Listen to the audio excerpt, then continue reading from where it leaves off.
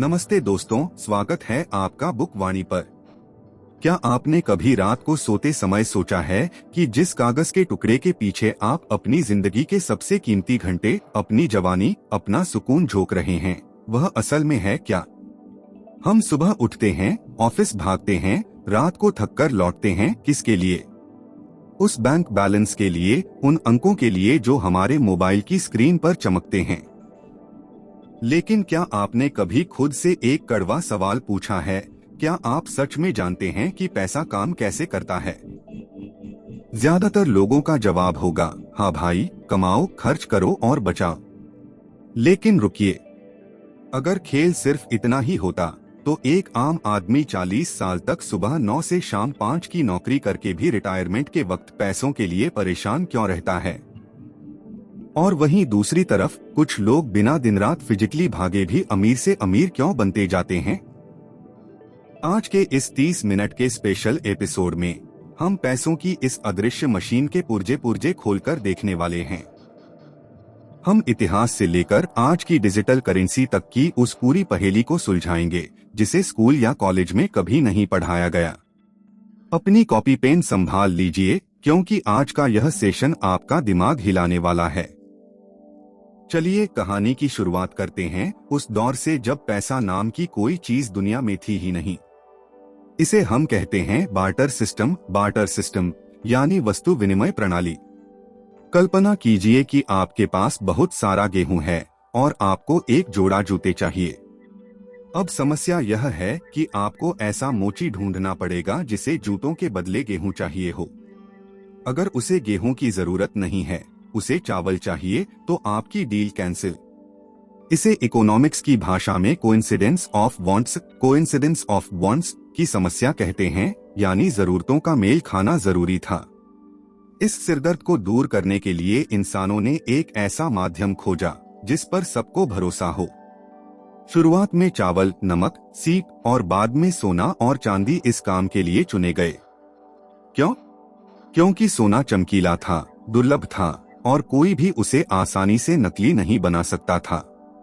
लेकिन यहाँ से शुरू होता है असली खेल, भरोसे का खेल। सोना ढोना भारी था, इसलिए राजाओं और बैंकों ने कहा, आप अपना सोना हमारे पास जमा कर रखो, हम आपको एक कागज की पर्ची देंगे। बाजार में कोई भी इस पर्ची को दिखाकर सोना वापस ले सकता है।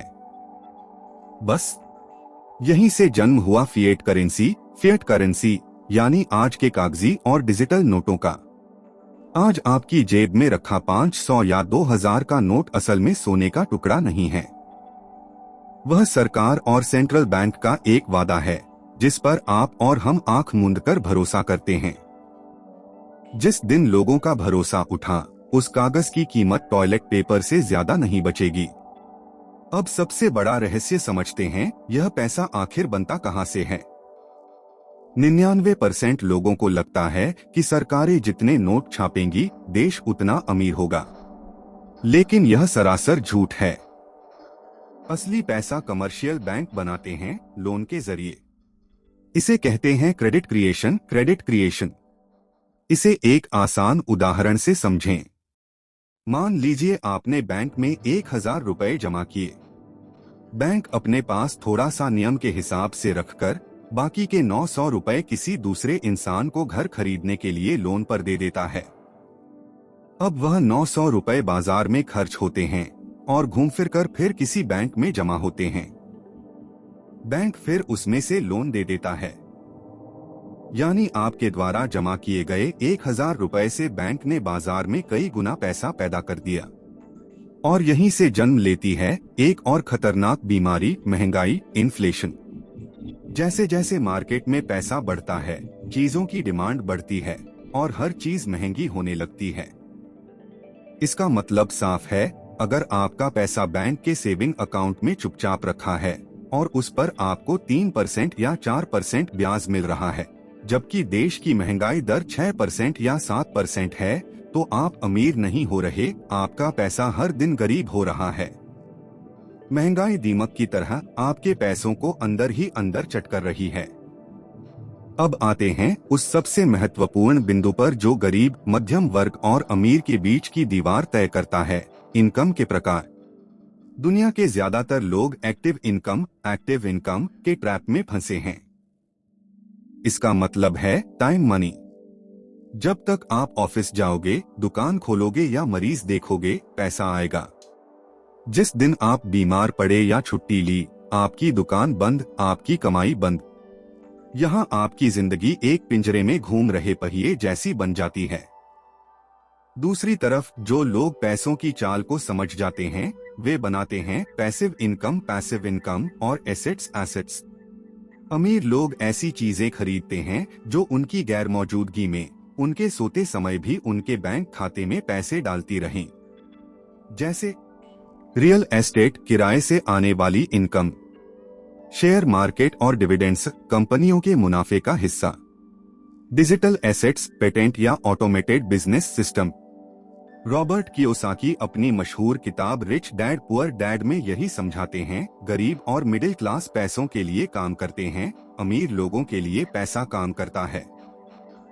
जब तक आप अपने हाथों की मेहनत को ही कमाई का इकलौता जरिया मानेंगे, आप कभी भी आर्थिक रूप से स्वतंत्र नहीं हो पाएंगे। तो दोस्तों, इस पूरी वीडियो का निचोड़ क्या है? पैसा कोई गंदी चीज नहीं है और न ही यह जीवन की सारी खुशियों की चाबी है। पैसा सिर्फ एक मैग्नीफायर है। यह आपके स्वभाव को बड़ा कर देता है। अगर आप अच्छे हैं तो आप ज्यादा लोगों की मदद कर सकते हैं। अगर आप बुरे हैं तो आप ज्यादा तबाही मचा सकते हैं। पैसा एक बेहतरीन नौकर है, लेकिन बहुत ही खतरनाक मालिक है। इसे कमाने से ज्यादा जरूरी है इसे संभालना और इसे सही जगह रीइन्वेस्ट करना। आज से ही अपनी सोच बदलिए। खर्च करने की मानसिकता से निकलकर इन्वेस्टमेंट और एसेट क्रिएशन की मानसिकता में आइए। अगर आपको यह एपिसोड पसंद आया और आप चाहते हैं कि हम ऐसे ही और डीप डाइव वीडियो लेकर आएं, तो बुकवाणी चैनल को अभी सब्सक्राइब करें। इस वीडियो को अपने दोस्तों के साथ शेयर करें और कमेंट में बताएं कि अगला टॉपिक आप किस पर चाहते हैं। अपना ख्याल रखिए, वित्तीय रूप से समझदार बनिए। मिलते हैं अगले वीडियो में। धन्यवाद।